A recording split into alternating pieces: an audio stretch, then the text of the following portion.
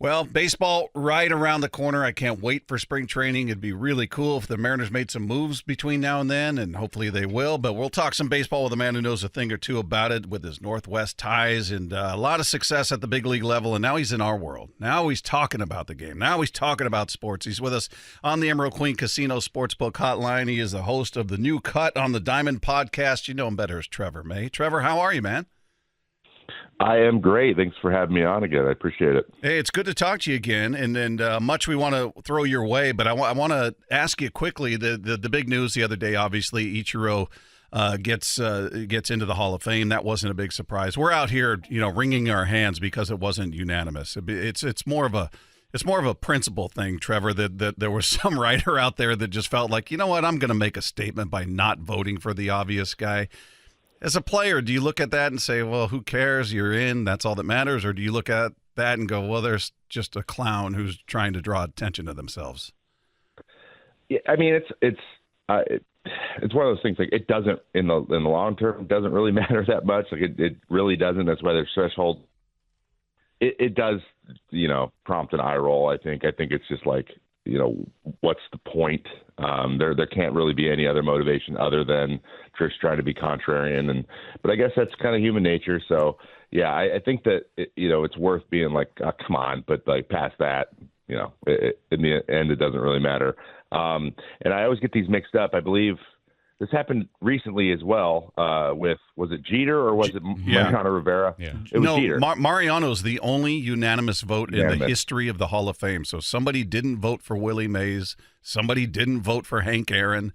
Jeter missed by a vote. Junior missed by 3 votes, being unanimous. So, yeah, it's only one unanimous vote. Yeah, Well, it is more common than there being unanimous. So I guess at this point, now that we have a unanimous, it hurts even more, right? So now that that's possible, it's tough. But that said, I don't know how you could vote against Mariano Rivera. It makes a lot of sense. He's kind of the pinnacle of his position. There's not a lot of him up, not a lot of closers even. Billy Wagner getting in is pretty crazy in the scope of the Hall of Fame. So, but yeah, it rubs you a little bit the wrong way, especially when Ichiro is a guy who was on your favorite team growing up and is a big part of your childhood. You're wondering what's going through your head, man. Yeah, Trevor, we've asked a few people this. Do you want to see the voting process change? Ultimately, as Bob said, does it not matter enough? Or would you like some public transparency with everyone who votes has to kind of say, hey, this is who we voted for? Yeah, I don't know what actual value that would do or how that would even affect voting at all. I think that it would be pretty straightforward and people will still vote the same way that they were going to vote. I don't think I hate to kind of put it in this context, but I try to keep things kind of in perspective in this way. And at the end of the day, the Hall of Fame is just it's like an elite club, and it's recognizes the best players. But at the end of the day, that is what it is, and it's an honor thing, and that doesn't need to be perfect, and it doesn't need to be like a mathematical formula that gets it perfect every time, because that's just not the point of it existing. So. I would say the one change I would make is, can we make the ballots look a little more official, not like a 16-year-old kid made them in his marketing class, because it's just a Word document. That would be nice. Little can we get a X's logo on on there somewhere or something? It's a little antiquated looking. Yeah. Hey, let me ask you, as a pitcher and facing guys, and everybody presents a different challenge for you as a pitcher, and you attack them in different ways. I don't know that you ever faced Ichiro, but just in watching him as a guy out there on the mound, and your job is to get these guys out, how would you go after a guy like him that was able to make contact at the rate that he did? Yeah, I would go against basically every fiber in my being and try to get him to put the ball in play early in the at-bat. I was always a go for the strikeout no matter who's up there, but he is on that short list of guys that I would not have tried that with, maybe with Luis Arias and Tony Gwynn and maybe Joe Mauer, like just not trying to get a strikeout, let him put it into play. So I actually did miss him when he was with the Marlins. I missed him by one batter. I got pulled because I was pitching so poorly. So that's on me. But it would have been an honor to give up a single up the middle to him for sure. Oh, that's great. An almost great memory there, but fun story. Trevor, getting into some Mariners conversation, you put out a pretty entertaining video about a week ago about MLB's biggest offseason wins and flops. And I think we all know where you had the Mariners. It was an entertaining breakdown there. So in terms of how you see this offseason playing out, what are your expectations for the Mariners the rest of this offseason? At this point, we're a little late in the game. Two of the guys that I think would fit really great on the team and are still out there, with presumably their markets getting smaller and smaller and smaller, and their dollar amounts going down. When Pete Alonso and Alex Bregman, both huge needs for the Mariners, the fact that they hadn't really checked in, or we haven't heard anything about them, is concerning because they would fit so well. Unfortunately, if they're both on trying to get that, reclamation project, maybe go for a 1-year deal or a short-term deal, as guys who depend on some power, like, you just don't go to Seattle to prove your power. Like, it's just not a very smart decision if you're trying to get another contract and not going to sign a long-term deal. It's just the way that it is, especially right now. So they're in a tough spot. I mean, I believe we've only had Donovan Solano signed, who is a quality utility type player, can play all over the field, and he's the same player every single year, and you want those guys on your team. But in terms of being a difference maker or adding wins to the total, I don't see it really moving the needle much, because he kind of just is replacing, what has moved on. So yeah, it's been, I'm at my heart a Mariners fan. It's been disappointing, to say the least. I don't really understand how you can fire your manager and make a big change that way and then just not do anything in that following offseason. It seems a little bit not lining up with the actions. So I really hope they can go grab another one of these guys. But a lot of the good fits are gone, and it's going to be a lot of kind of lateral type pieces that you hope overperform what you're paying them for.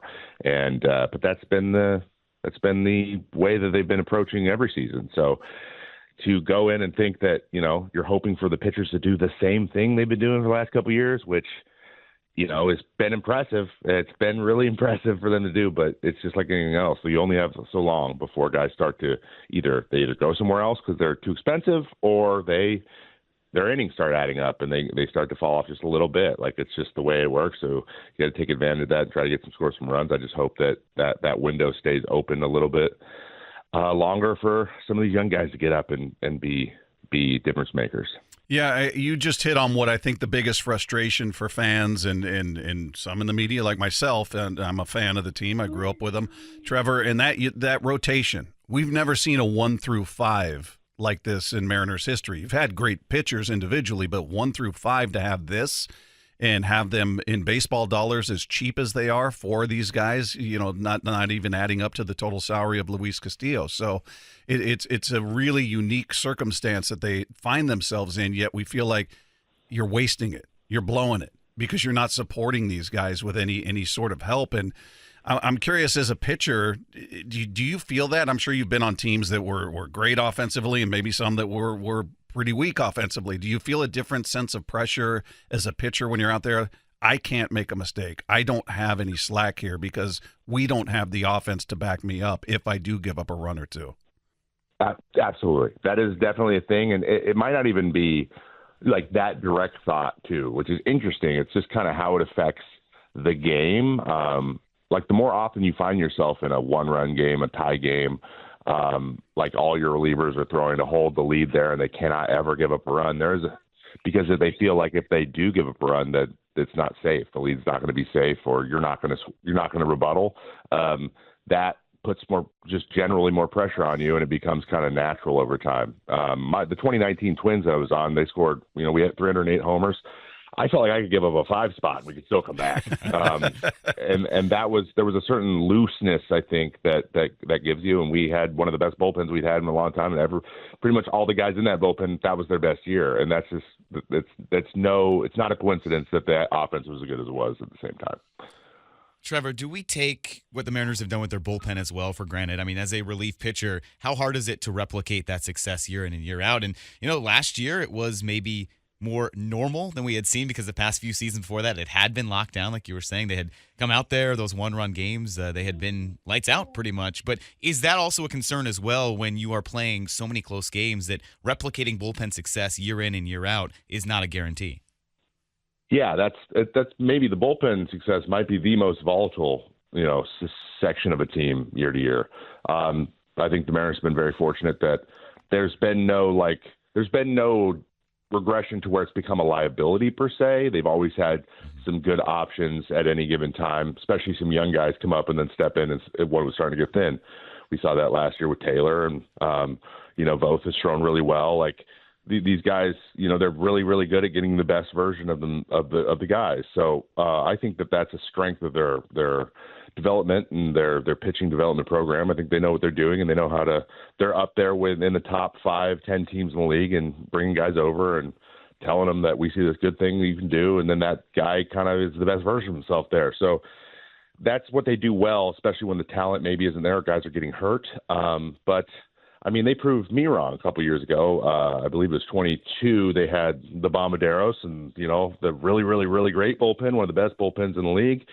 And the next year in 23, they, even without Brash, kind of did the same thing. And it was impressive. So I would say that they're still, barring major injuries, I think their bullpen is going to be, solid to a strength for a good amount of time, because they're just so good at finding guys, even in the organization or coming over from others off waivers or, small trades, and getting value from those guys that they didn't get on the other organizations. So it is important. It's super important, and it's hard to project, but I think that a testament to their development system that even if you don't know who those guys are, there's probably some guys in there that are going to be a lot more valuable than you assume they're going to be. That is one thing that they do really well. Trevor, as more of just kind of a baseball fan now and a guy who is still a very active part of the game, how do you feel about what we've seen this offseason, where it's just in the Dodgers, and the Dodgers are going out to get everyone and no one else is really doing anything?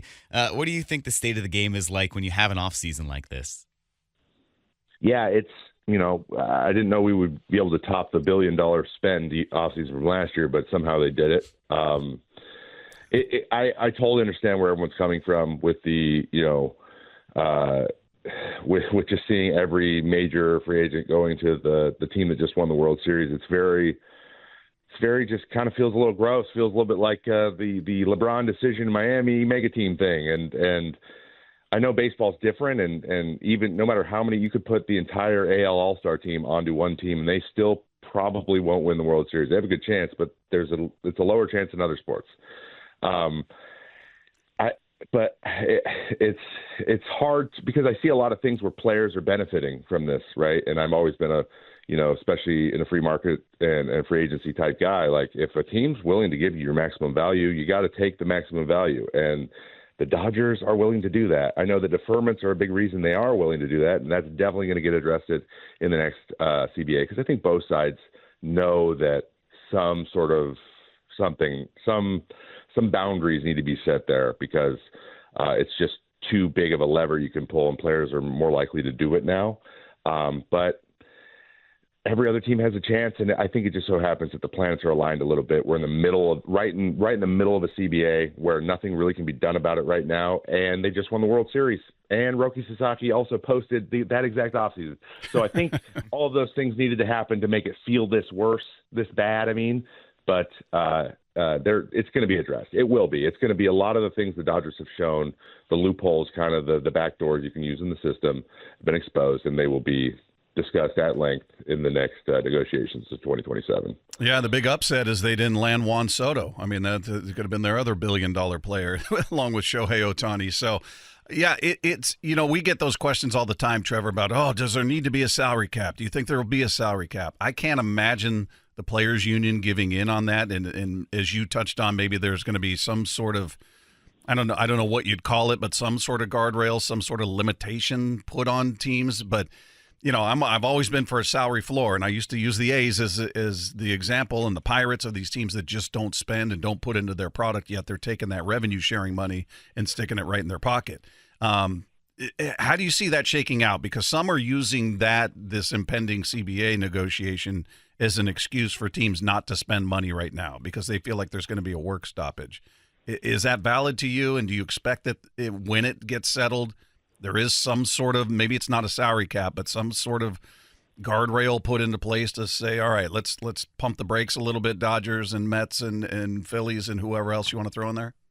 I mean, yeah, these have been things that have been breached. Basically, the salary cap is like put on the first document of every single renegotiation every single time, and then it's immediately said that is we're not coming to the table with that. And they're like, okay, and then or the players come in, they say, okay, we're going to get rid of ARB then. Then you get guys for 3 years instead of 6, and they're like, well, we can't do that. You're like, you're right, we can't do a salary cap either, and then it moves on. That is the nature of our game. Football and basketball have salary caps because their rookie contracts are just a lot shorter than baseball. They have control over a player for 6 years in the major leagues. This is happening to Tyler Rogers of the Giants right now. He was drafted. He went his full 7-year minor league contract, got called up right when it expired, and then it restarted. And he got 6 more years of control under the team. Now he's going through that system. So he's like not going to be a free agent until he's 35. Like that's possible in baseball, and because that's possible in baseball, free agency is kind of open-ended because that's where you make all of your money, and very few people, not very many guys get there. So it's like this big, golden egg at the end of the trip. And in order to change that, one of those two things those two things need to change. Players need to have less control over them by teams for there to be a salary cap put in place. That's just the way that it's going to have to happen, and there's just so much that needs to happen for that even to be talked about, not even like be agreed on, just talked about. They won't even go to the table. So it'll probably be something more along the lines like the luxury tax has been put in place. It's supposed to be a de facto cap. A lot of people think that was the players put the luxury tax in there. No, that was an ownership thing because they want to be able to cite it as a reason not to spend money. And so it is, in effect, a soft salary cap so that you can say, hey, guys, we can't go above luxury tax or we'll get penalized. And then everyone will be, oh, yeah, good point. So, yeah, you can't spend more money than that. The problem is the guys at the bottom, like you mentioned before, Bob Nutting and John Fisher, there's no limits. So they can just spend the least amount of money humanly possible, except for right now when you move your team and that whole fiasco is over. Now you have to actually spend a little bit of money because you can't use that as an excuse to not. So that's why we're seeing a quota being fulfilled so we can keep getting our revenue sharing. But at least that's in play. At least he has to do that sometimes, which is something. Yeah, it is something. And, hey, we're up against the break, but I got to ask you, since you just brought that up, is a guy that played for the A's in your final year in the big leagues and knowing what the history and the reputation of that ownership group and that franchise, and now they uproot him from Oakland. They're going to be playing in a minor league stadium for 3 seasons before they go to Vegas. And now they're spending some money. I mean, they're not going nuts, but by A's standards, they're going nuts. Signing Rooker to an extension, bringing in pitchers. It's kind of weird to see. Is that frustrating? When you look at it, are you like, well, where was that when all these other guys like myself were there, or the fans? The fans that were loyal, showing up every game. How do you view that? It's just an additional frustration thing. I know it seems like a damned if you do, damned if you don't kind of thing for the ownership, but like, there is such thing as like things being a little bit more empty and not a pattern of behavior that is like endemic to the team. It's just kind of lip service. It feels just like here's a little bit so that we don't have to do much at all. It feels like a just get off my back situation. And it is not an indicator of any sort of trend change, which, trust me, I know Sevy and I know Brent Rooker really well. I'm very happy they got paid. I am very happy for them. And that is a value for them, but like you still can't count on getting your value from that team. You just can't. It has to happen over time. So I will never be mad at a step in the right direction, but it remains to be seen whether or not this is just a little wink to the rest of the owners, or if this is an actual, we're going to try to win baseball games situation. So we'll see, I guess. He's a former big league pitcher, and now he's the host of the New Cut on the Diamond Podcast. He is Trevor May. Trevor, always a fun conversation with you, man. Like, we could talk to you for hours. I know you'd rather do other things. So we appreciate you taking the time with us when you do, and thanks so much, man. We look forward to talking to you again. Of course. Thanks, guys. Appreciate it. Talk to you soon.